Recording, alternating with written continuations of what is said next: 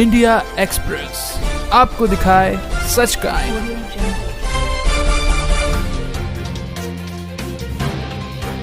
आज हम देखते हैं कि आज़ादी के बाद का अगर सबसे बड़ा अन्याय अगर हो रहा है तो वो बापूजी के साथ हो रहा है। हम देखते हैं कि आज उनके साथ इतना अन्याय हो रहा है, इतना अत्याचार हो रहा है, जिन्होंने पिछले 50-60 वर्षों से देश की युवा पीढ़ी को एक नई दिशा दी है। लाखों करोड़ों लोगों के व्यसन छुड़ाए, रोग मिटाए। आतंकवादियों के लिए रात में 2-2 बजे कोर्ट खुल जाते हैं और सलमान खान को 2 घंटे में जमानत मिल जाती है। पॉक्सो एक्ट में बी परलपुरी को आप देखिए कितने जल्दी जमानत मिल जाती है। तरुण तेजपाल को जमानत मिल जाती है। वयोवृद्ध निर्दोष ब्रह्मज्ञानी संत जिनकी 85 वर्ष की अवस्था है और उनको कोरोना भी हो गया, 1 दिन की पैरोल नहीं दी गई। मैं देश के प्रधान सेवक जी से भी कहना चाहूँगा कि ये वही बापू हैं जिनके चरणों में बैठकर आप वहाँ तक पहुँचे हैं, सत्ता के उच्च शिखर पे पहुँचे हैं। बादल सूरज को थोड़े समय के लिए भले ही ढक लें, लेकिन बापूजी का प्रभाव, बापूजी का ज्ञान कभी नहीं रोक सकते। संतों की जय जयकार होती रही है और होती रहेगी। बापूजी हमारे लिए भगवान से भी बढ़कर हैं। जरा से पैसों में, लालच में बिक जाते हैं। उनके कहने से हम लोग बापू को छोड़ने वाले नहीं हैं, अंतिम सांस तक निभाएंगे, क्योंकि हमने अपने बापू को देखा है अपनी आंखों से।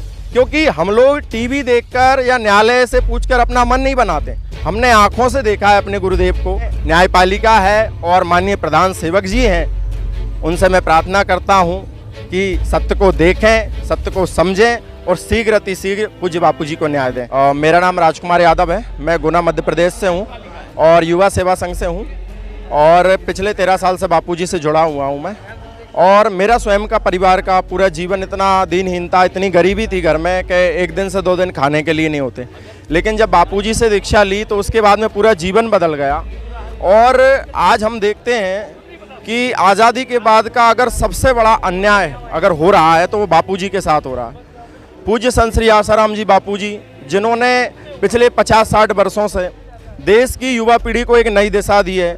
लाखों करोड़ों लोगों के व्यसन छुड़ाए, रोग मिटाए और नैतिकता का जो पतन हो रहा था पश्चिम अंधानुकरण में, उसको देश की युवा पीढ़ी को युवा धन अभियान चलाकर नैतिक उन्नत करने के लिए प्रयास किए।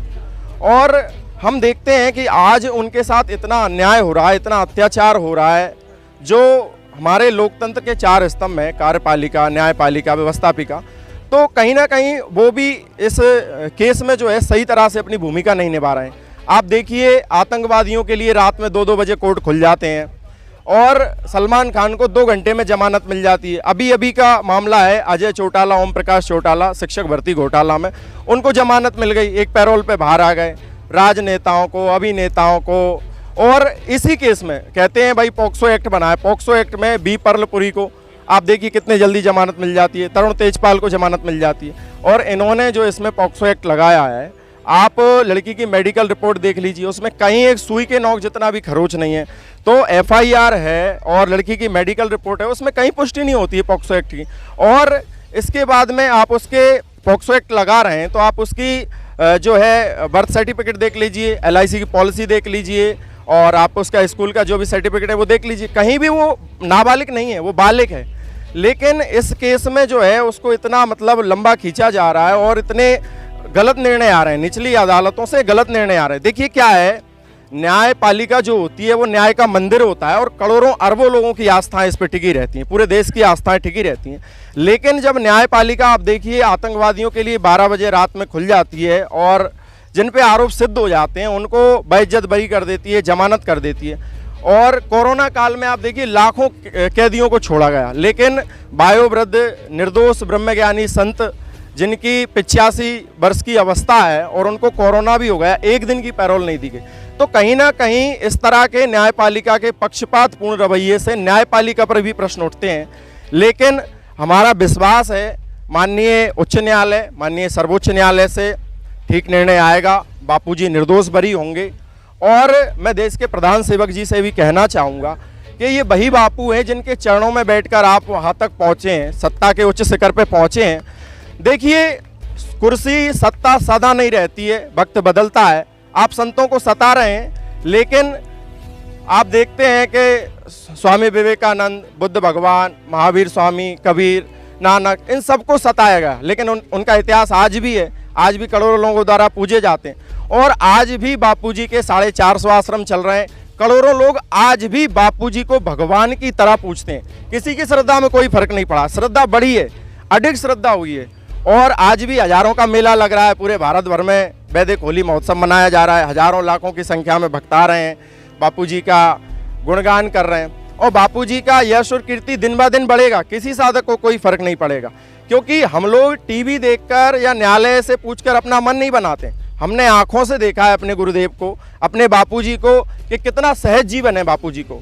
और जो धर्मगुरु हैं, जो मठाधीश हैं, मैं उनसे भी प्रार्थना करता हूं, सभी आदरणीय हैं। और जो भी संस्थाएं हैं जो हिंदू धर्म का झंडा लेके अपने साथ चलते हैं, तो उनसे मैं यही अनुरोध करूंगा कि आप सच्चाई को देखिए।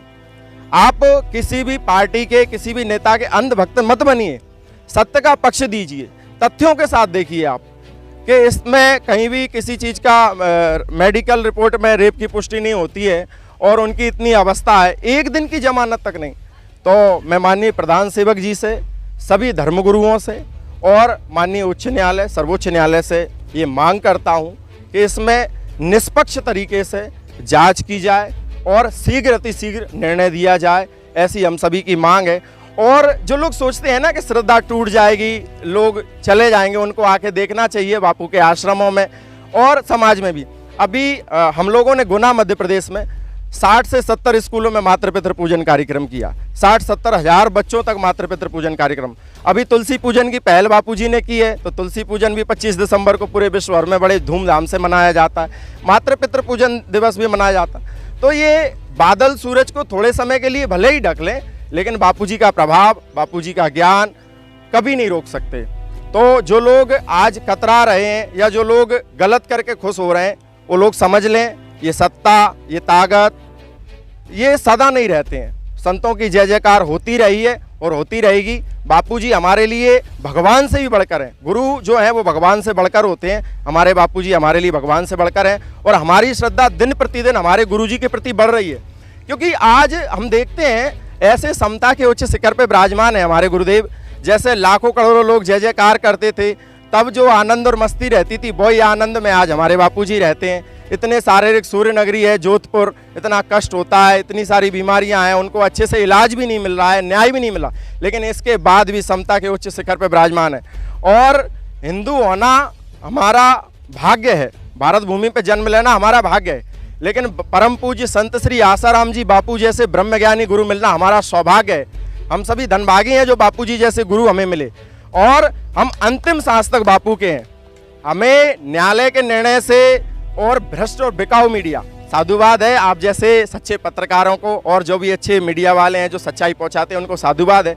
लेकिन जो जरा से पैसों में, लालच में बिक जाते हैं, उनके कहने से हम लोग बापू को छोड़ने वाले नहीं हैं, अंतिम सांस तक निभाएंगे, क्योंकि हमने अपने बापू को देखा है अपनी आंखों से। तो सभी जो धर्मगुरु हैं, न्यायपालिका है और माननीय प्रधान सेवक जी हैं, उनसे मैं प्रार्थना करता हूं कि सत्य को देखें, सत्य को समझें और शीघ्र अतिशीघ्र पूज्य बापूजी को न्याय दें। इंडिया एक्सप्रेस आपको दिखाए सच का।